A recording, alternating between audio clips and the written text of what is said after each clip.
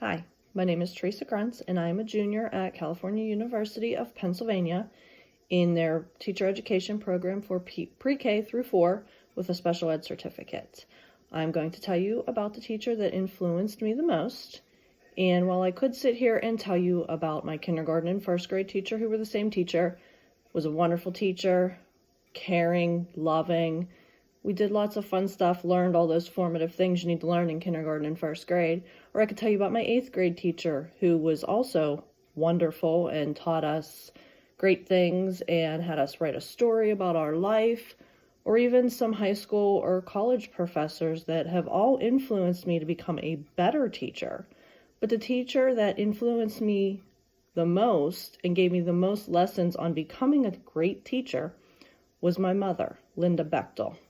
And I know that sounds cliche, but I had the inside knowledge of seeing what it takes to become a great teacher and the dedication that it takes.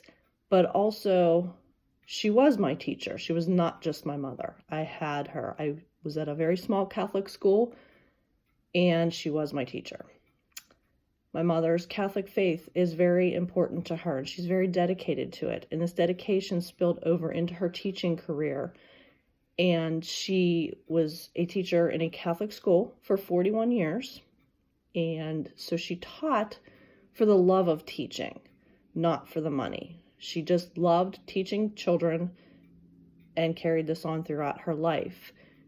She also influenced me to go back to school to become a teacher in my 40s, because in her 50s, she went back to school and got her master's in her principal papers so that she could become a principal, and she's retiring this year as a principal from a Catholic school. But one of the biggest lessons I learned from my mother was fairness in the classroom. All children deserve to be treated fairly. No child is any different than any other. They all deserve to be educated, and she showed this fairness even to myself. One 7th grade year, very formative year in school, I decided I was going to show my independence and not do my spelling homework. Well, the next day in class, in front of the entire classroom, she gave me detention, just as she would any other student in the classroom. So there was fairness across the board. No one was any different than anyone else, even myself, her own daughter. She also was a very innovative thinking teacher, which is something that I would really like to carry into my classroom. She did a lot of think outside the box activities, a lot of project-based learning before it was even commonplace in the classroom. Each year, she would take classes on virtual field trips on the Mars rover. She would have groups of students compete virtually in the Iditarod every year. And she even incorporated a robotics club into her school long before students were commonly using robotics in classrooms. So she did a lot of innovative things, innovative lessons that students will remember for the rest of their lives. I also had the privilege of seeing the behind the scenes moments that teachers don't always get credit for from students and families, and sometimes you don't even know the impact that teachers have on students' lives until later on. There was a child that had a parent in the hospital who was gravely ill, and the child could not get to the hospital to see their parent, and this was affecting their work in the classroom.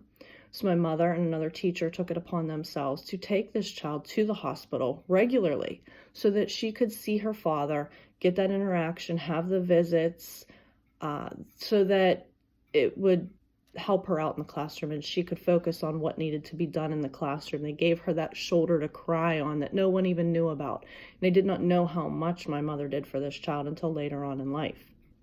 My mother also had our whole 8th grade class go and visit a classmate in the hospital that had a chronic disease and was in the hospital quite often, and this was around the holidays.